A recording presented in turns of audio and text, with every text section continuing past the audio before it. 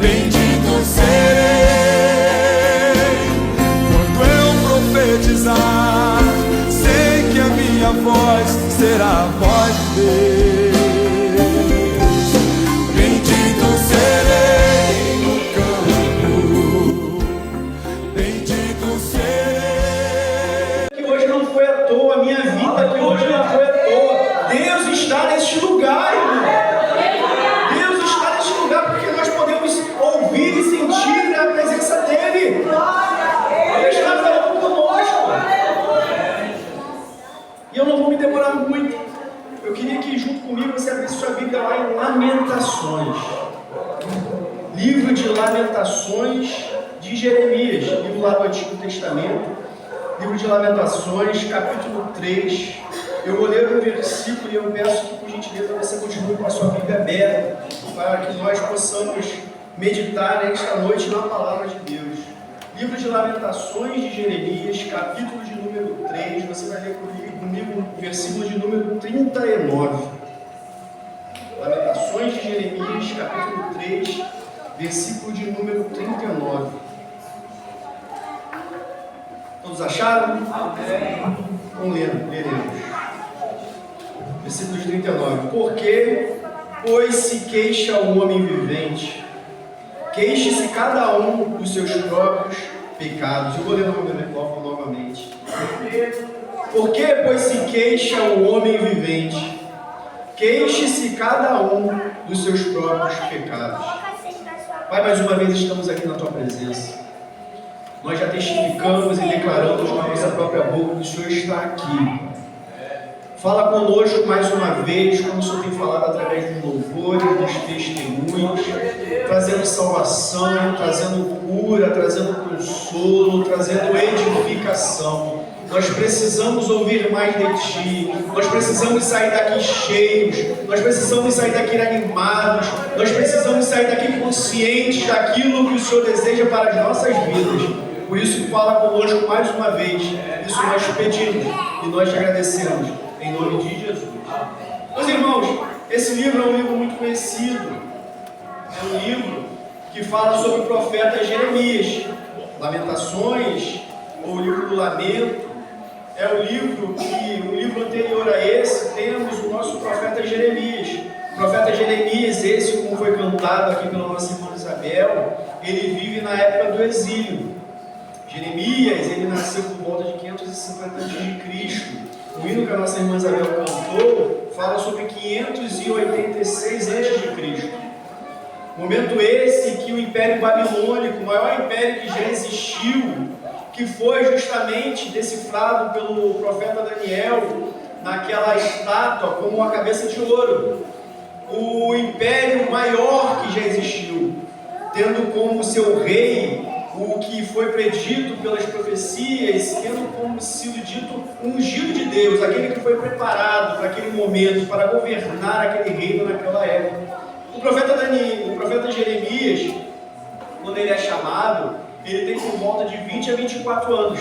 Ele é um jovem. E ele serve diante do rei Josias. Se nós formos voltar lá no início do livro do profeta Jeremias, nós vamos ver que nós encontramos o profeta Jeremias servindo ao rei. Muito querido, muito quisto pelo rei. Ele vivia momentos de bonança.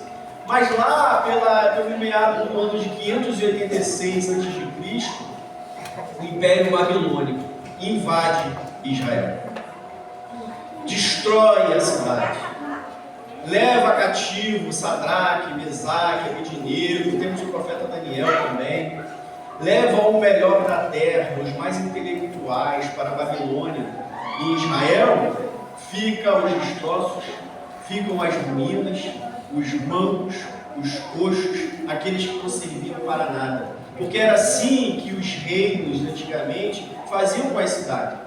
Porque eles faziam assim, pegavam os intelectuais e implantavam naqueles intelectuais, levando para os seus reinos a sua cultura, a sua língua, o seu costume.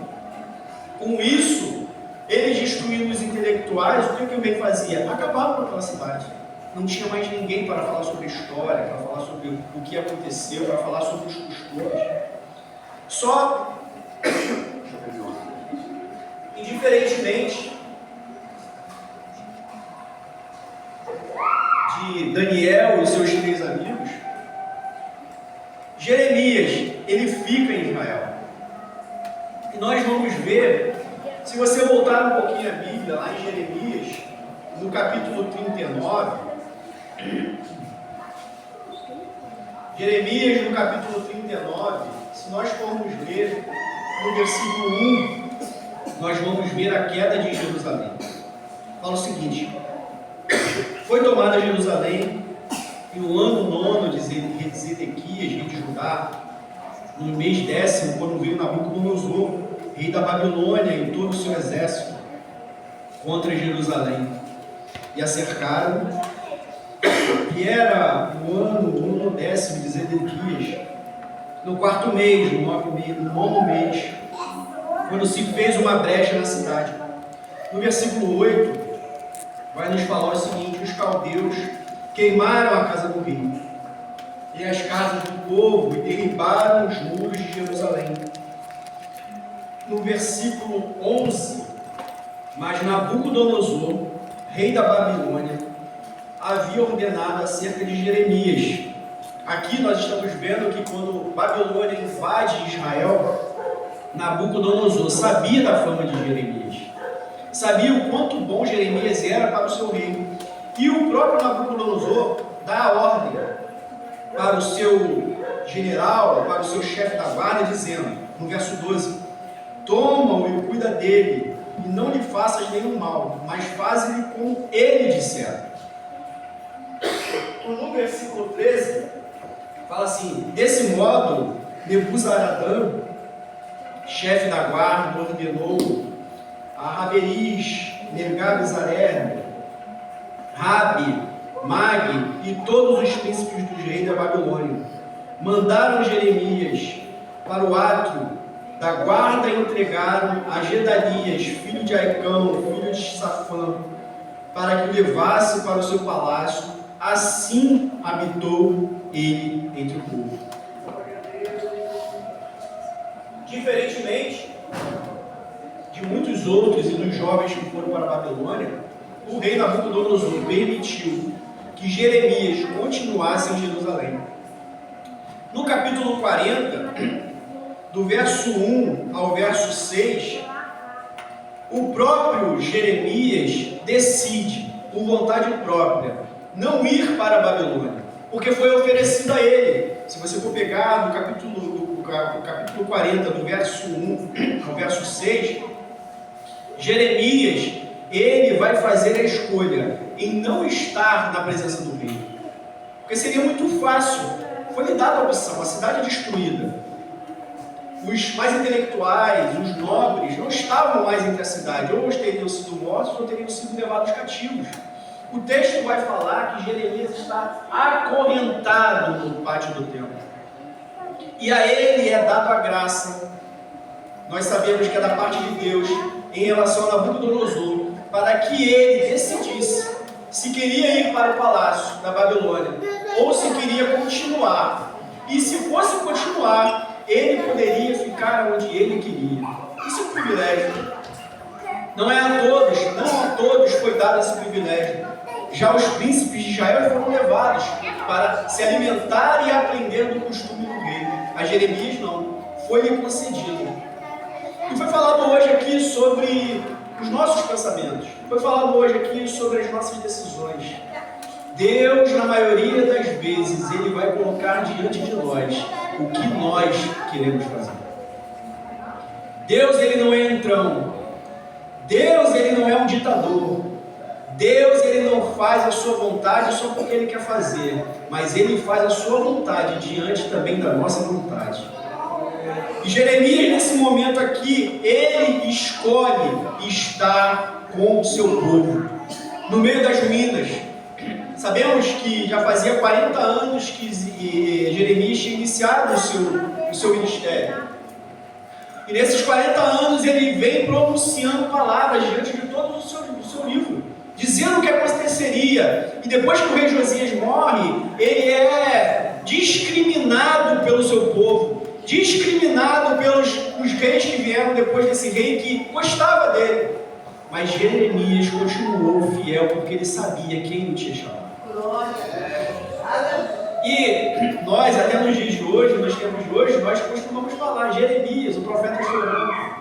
Jeremias, tanto que o próprio livro que nós acabamos de ler agora fala sobre Jeremias, as lamentações de Jeremias. Mas se nós formos lá no capítulo 16 de Jeremias, nós vamos encontrar do verso 1 ao verso 9 as determinações de Deus de como Jeremias deveria viver a sua vida. Isso lá no livro, lá atrás, as restrições impostas por Deus na vida de Jeremias. Para que nós venhamos entender a capacidade desse homem e o desprendimento dele com a sua própria vida. Porque lá no livro, no capítulo 16 do livro de Jeremias, fala assim: veio a mim a palavra do Senhor dizendo. Isso são as informações e a forma que Deus queria que Jeremias vivesse a sua vida. Não tomarás mulher, não terás filhas neste lugar, porque se assim diz o Senhor acerca dos filhos e das filhas que nascerem neste lugar, das mães que os tiverem e dos pais que os gerarem nesta terra, morrerão vitimados de enfermidades. Aqui ele vai decorrendo.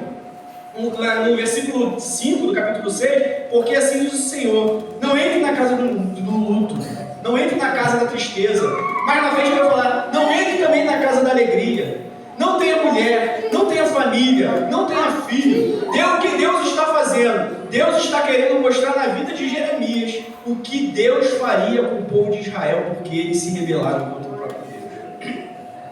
E às vezes nós falamos, né? Jeremias, o profeta chorão, até eu choraria. Não posso ter família, não posso ir em festa, não posso ir em enterro, não posso ter uma vida social, porque em mim Deus vai mostrar para Israel o que acontecerá com essa nação. E mesmo depois disso tudo, quando o profeta Jeremias profetiza, avisa, chega o dia em que a profecia do profeta se cumpre, Jeremias ainda escolhe continuar na sua terra. Jeremias ainda escolhe continuar no seu povo. Por isso que nós chegamos aqui no versículo 39 do capítulo 3, chega um momento que depois de tudo isso que aconteceu, Jeremias exclama, Jeremias pergunta: por que se queixa o homem vivente? Queixe-se cada um dos seus próprios pecados. Como Jeremias, irmãos, hoje na nossa vida não é diferente. A nossa queixa, é lógico, que vai ser diferente das queixas de Jeremias. Hoje nós nos queixamos por causa da política, nos queixamos por causa da violência, nos queixamos por causa, muitas das vezes, de enfermidades, nos queixamos por condições financeiras, nos queixamos por causa dos outros, nos queixamos, às vezes, na maioria das vezes, até por causa da gente, porque até às vezes a gente é chato. Não sei vocês, mas às vezes eu falo, você é chato. Porque às vezes a gente não sabe o que quer, a gente não sabe para onde ir, a gente não sabe o que escolher. Eu acordei bem hoje, eu quero uma coisa, mas de tarde eu já quero outra. Eu não sei muitas das vezes o que eu quero, por isso que Jeremias está perguntando: do que se queixa o homem? Se não das suas próprias escolhas, se não das suas próprias vontades, se não dos seus próprios erros, se não daquilo que ele escolheu. Jeremias pergunta, no verso 39 que nós acabamos de ler, Jeremias não está falando somente de um estado de pecado, de uma contestação, de um ateste de quem nós somos, pecadores. Nesse versículo, Jeremias não está falando: você é pecador, por isso que você se queixa. Jeremias está falando de uma incapacidade que nós, seres viventes, temos de escolher o que é bom. Sozinho nós não temos e nunca teremos a capacidade de escolher o que é bom. Foi cantado aqui sobre o sangue de Jesus. Foi falado sobre o sacrifício de Jesus. Se hoje não fosse esse sacrifício nas nossas vidas e que nós fomos feitos filhos de Deus, nós não teríamos a oportunidade de discernir o que é bom.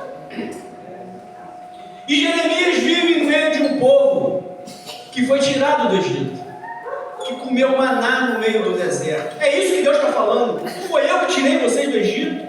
Não foi eu que prometi a Abraão que faria frutífera a sua posteridade. Mas eles se voltaram contra mim. Deus falando para Jeremias. Eu anunciei, Jeremias profetizou. Mas mesmo assim, o povo escolheu a idolatria. O povo escolheu ficar distante de Deus.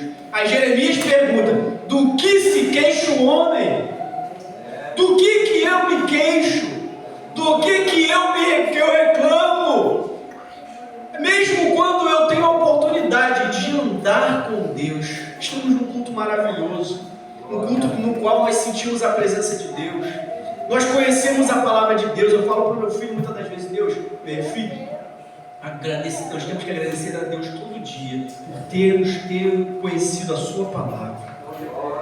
Quantos hoje estão cegos porque estão mortos, como Romanos capítulo 10, versículo 9 fala, mortos em seus pecados e delitos. Se eles estão mortos em seus pecados e em seus delitos, eles não têm acesso a Deus. Eles não têm acesso ao que eu e você temos, ao Espírito Santo de Deus. Eles não podem sentir essa presença. Eles não podem ser testificados com Deus do que é certo, do que é errado. Eles estão cegos, com os olhos fechados, adormecidos, porque é isso que Satanás faz. Quando o homem está morto, quando o homem não foi vivificado em Cristo, é como se fosse uma seringa com uma anestesia. Deus chama, o homem tenta acordar. Quando ele tenta olhar, Satanás volta para o coma, volta para a anestesia, volta para o pecado, porque no pecado você não consegue. É isso que Satanás faz com o homem. É isso que Satanás tenta fazer conosco, mesmo sendo vivificados através desse corpo. Se nós deixarmos, se nós fizermos a escolha errada, se nós não escolhermos por Deus, Satanás quer todo dia, toda hora, injetar o pecado, o desejo na nossa carne, na nossa vida, no nosso intelecto, para poder cauterizar a nossa mente, nos fazer não enxergar, não ouvir, não ver a voz de Deus. Mas Jeremias não está falando aqui do estado de pecado. Jeremias está falando de um buraco que existe dentro da alma do homem.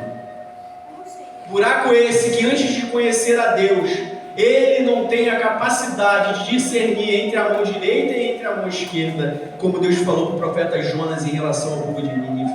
Eles estão cegos, estão, como eu falei, anestesiados, e eles têm esse buraco que eles tentam de que forma compensar? De que forma? Porque o homem, querido, mesmo o homem caído, ele tem a essência de Deus. O homem é a única criatura que tem a qualidade de Deus, de discernimento, de governo, seja ele caído, ou seja ele restituído pela glória de Deus. E é essa a essência que nós chamamos de consciência, que discerne, que tem a capacidade de entender, que tem a capacidade de escolher. Porque mesmo aquele que está no mundo, a escolha chega diante dele, e ele escolhe não escolher. Porque quando nós escolhemos não escolher, nós escolhemos Satanás. Nós escolhemos ser filho do diabo. Não existe meio termo. Não tem como eu blindar essa palavra e essa frase. Ou eu sou filho de Deus, ou eu sou filho do diabo.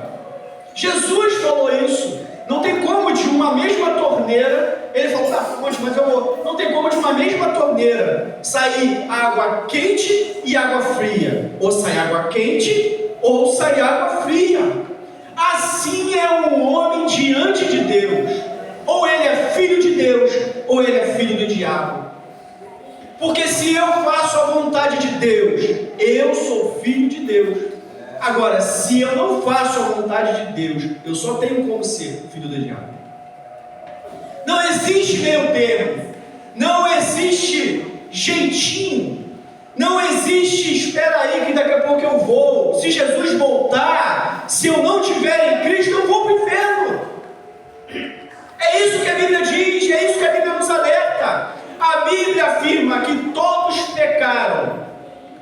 Por isso fomos destituídos, sendo assim, incapazes de permanecer na presença de Deus. Está lá em Romanos capítulo 3, verso 23.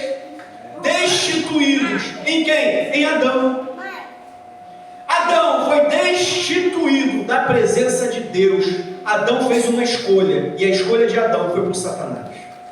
A partir do momento que Adão olhou para aquele fruto, a partir do momento que Adão desejou aquele fruto, a partir do momento que Adão consumiu aquele fruto, ele falava para Deus: eu não quero estar com você.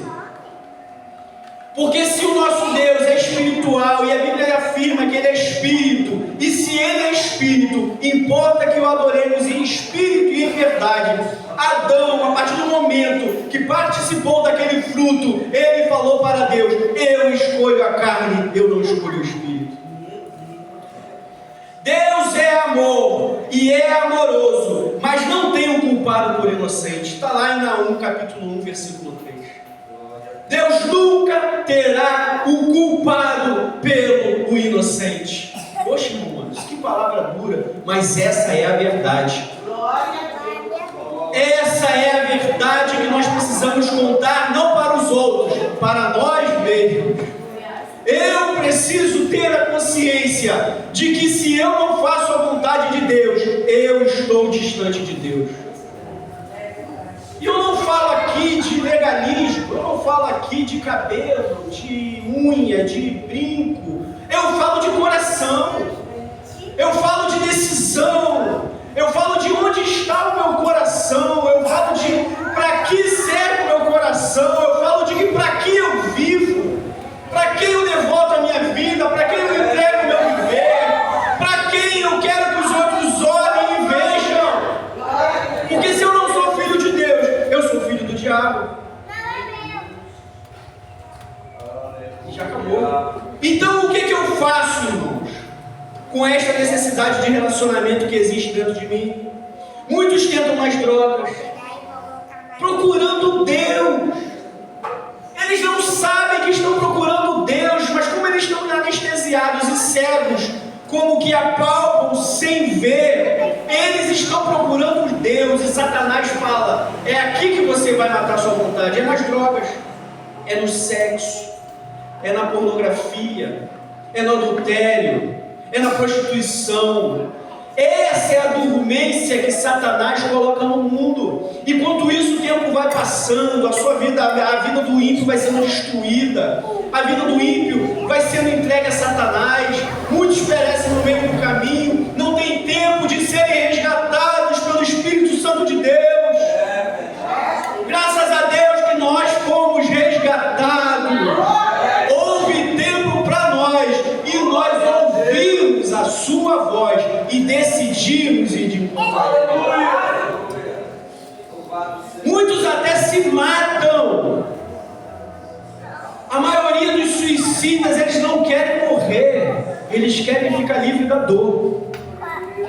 Livre da dor que aplaca o seu coração, aplaca a sua alma, o esmaga, mas eles ainda não foram alcançados e não tiveram acesso à palavra que salva, que cura, que liberta, que um dia nos levará para o céu.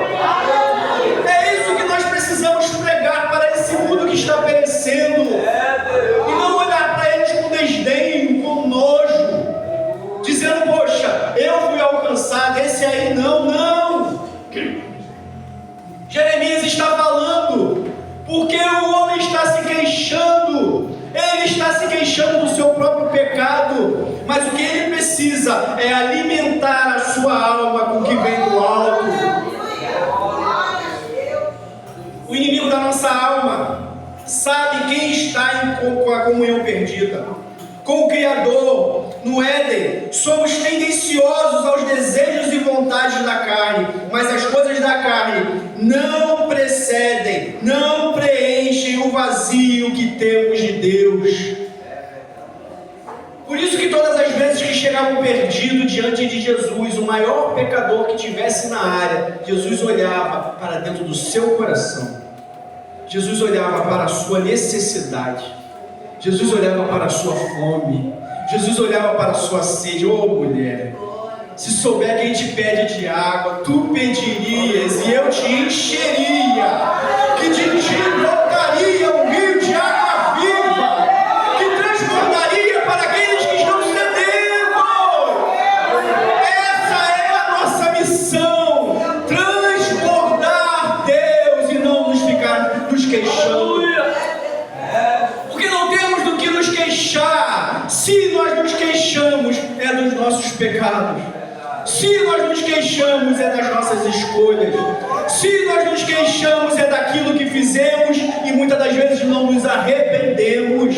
Mas hoje é noite de salvação, hoje é noite de conserto, hoje é noite de oportunidade para os que estão dentro e dos que estão de fora. E eu trago hoje uma notícia nova, uma solução para curar e preencher este vazio que aprisiona a vida daqueles que não enxergam a Jesus.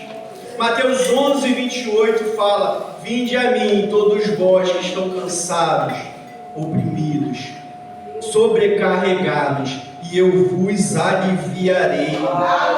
No verso 29 ele fala assim: tomai sobre vós o meu jugo. Ei, você que está cansado de levar esse peso, essa carga, isso aí que você chama de prazer, mas só te afunda. Jesus fala: toma sobre você o meu jugo e o meu fardo, porque o meu é leve, porque eu sou manso e humilde de coração. E no finalzinho do verso 19, Jesus dá a solução para mim e para a sua alma: porque acharei descanso.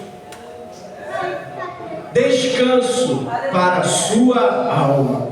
Esse é o nosso Jesus. Esse é o Cordeiro de Deus. Esse é o Deus que Jeremias pregava e se lamentava porque o povo não enxergava. O lamento de Jeremias era isso: como pode conhecerem um Deus através, e hoje nós trazendo para a nossa época, Salmos fala que Deus se revela através da natureza, Deus se revela através dos pássaros, Deus se revela através da estação. Nós já estamos vendo as folhinhas ficando amarelas, a estação não se atrasa, não muda, não fala, porque não falta, porque tem um Criador que estabeleceu isso lá no início, e Ele disse que até o fim será assim. A criação obedecerá. O homem é a única criação que rejeita a Deus, é a única criação que limita Deus. Limita Deus, mas Deus é poderoso. A partir do momento que eu não deixo Deus fazer a obra dele na minha vida, eu limito a Deus. Deus me deu esse poder, não de aceitá-lo, mas de negá-lo. Deus quis que fosse assim, porque Deus não quer te comprar. Deus não quer que eu fique com Ele à força. Deus quer que eu fique com Ele, porque eu reconheço quem Ele é. Esse é o nosso Deus. Esse é o nosso Deus. E como então que eu posso retornar para esse lugar de refúgio? Porque se em Adão eu escolhi os desejos, em Jesus eu posso escolher ficar do lado de Deus. Hebreus capítulo 3, verso 7 fala que quando nós ouvirmos a voz de Deus, a pregação da poderosa palavra de Deus, o chamamento de Deus para que eu seja um cristão fiel, eu não endureça o meu coração. Hebreus capítulo 3, verso 7. Quando escutarem a voz de Deus, não endureça o seu coração. Muitas das vezes as coisas não acontecem na minha e na sua vida porque nós estamos com o coração endurecido. E endurecer o coração é escolher não participar da família de Deus. Endurecer o coração é escolher atrasar o processo e os planos de Deus em quem está vindo atrás de mim, a minha descendência. Existem pessoas, muitas das vezes, que são prejudicadas, porque eu escolho endurecer o meu coração. Segundo Romanos capítulo 10, versículo 10, a parte A fala depois de ouvir. Porque Romanos capítulo 10, vamos abrir? Romanos capítulo de número 10.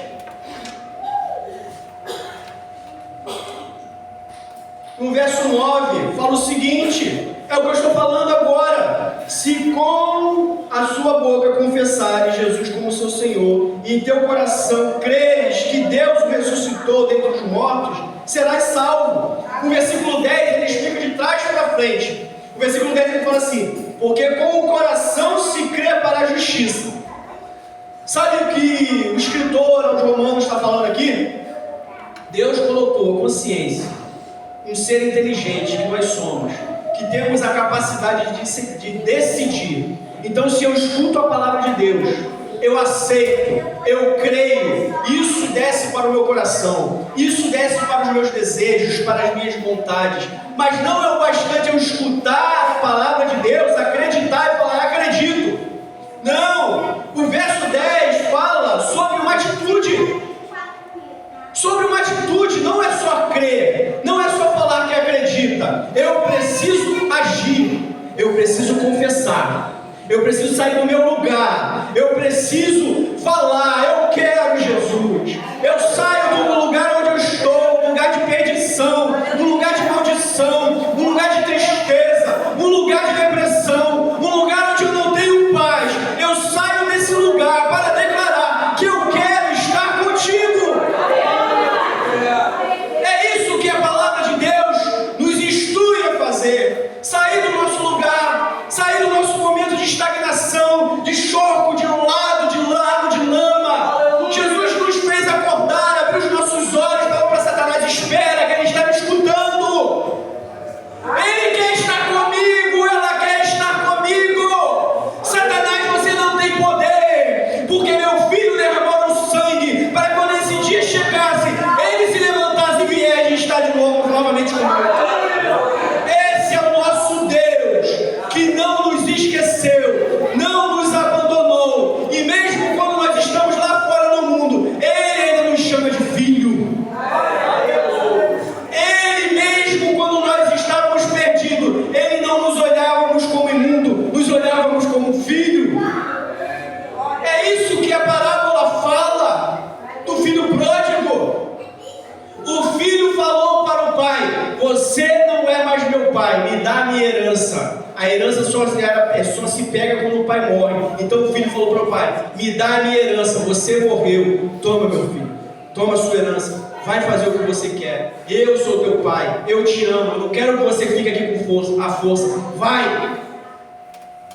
Mas todos os dias da vida do pai, ele olhava para a janela.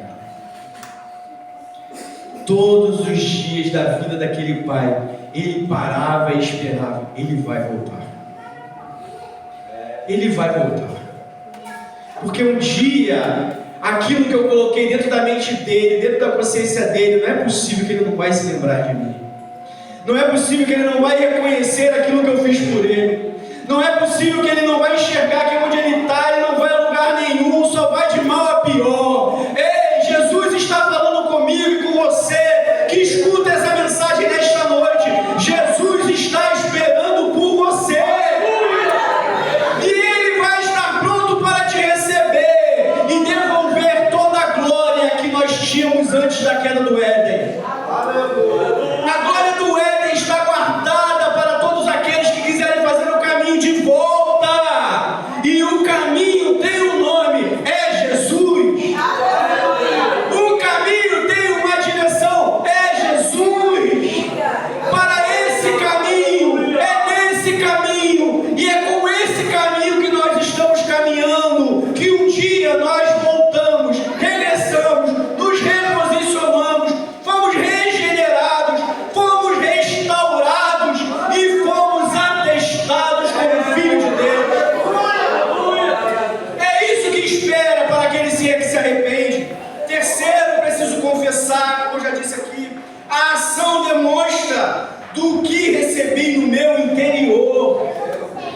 Não existe salvo, não existe filho, não existe crente 007. Porque senão depois você vai se queixar. Aí você vai lembrar de Jeremias, do que você se queixa, se não das suas próprias escolhas e vontades. Ser amigo do Evangelho, ser amigo de Deus, não me garante um lugar na família de Deus. Não seja somente um desfrutador das bênçãos, mas herdeiro delas. Não permita que o diabo venha lhe manter dormente para a verdadeira necessidade da sua alma. A sua alma precisa ser liberta por Jesus Cristo. A sua alma precisa ser reposicionada na sua posição de filho de Deus. Filho de Deus é o que todos são, mas nem todos escolhem ser filhos de Deus. Nós escolhemos ser filhos de Deus. Nós escolhemos voltar para a casa do Pai. Nós escolhemos regressar à comunhão. Éden era comunhão. Deus vinha todo dia, no final do dia, na virada do dia, falar: filho, você está aí? Filho, eu estou aqui. Filho, cadê você? Hoje você pode escutar Deus chamando: filho, você está aí? Filho, cadê você? Mas hoje ainda é melhor, porque você entra no seu quarto,